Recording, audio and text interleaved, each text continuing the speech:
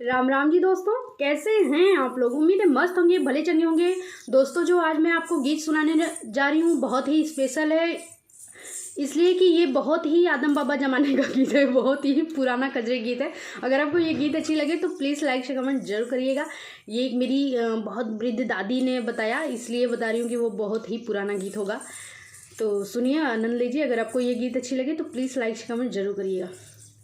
मोरे पढ़ला पंडितवा पूर्व गइले ना, मोरे पढ़ल पंडितवा पूर्व गइले ना। आने गइले तो सकयाने हो गइले तकिया, आने गइले तो सकयाने हो गइले तकिया, आने हो गइले ना।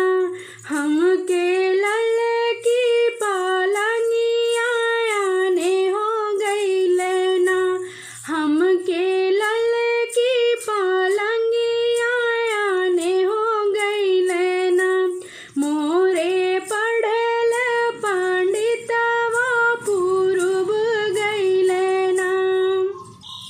आने गइले मिठाइया आने हो गइले पुड़िया, आने गइले पुड़िया आने हो गइले मिठाइया आने हो गइले ना।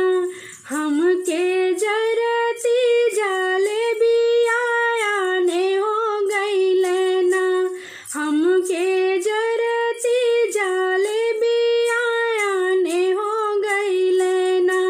मोरे पढ़ले पंडितवा पूर्व गइले ना।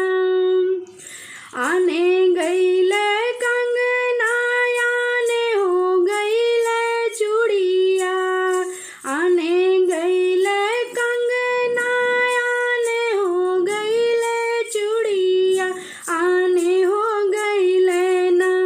हमरे अंगूरी के बिछिया आने हो गइले ना, हमरे अंगूरी के बिछिया आने हो गइले ना। मोरे पढ़ल पंडितवा पूर्व गइले ना। आने गइले चुनरी आने हो गइले पियरी, आने गइले चुनरी आने हो गइले पियरी आने हो गइले ना।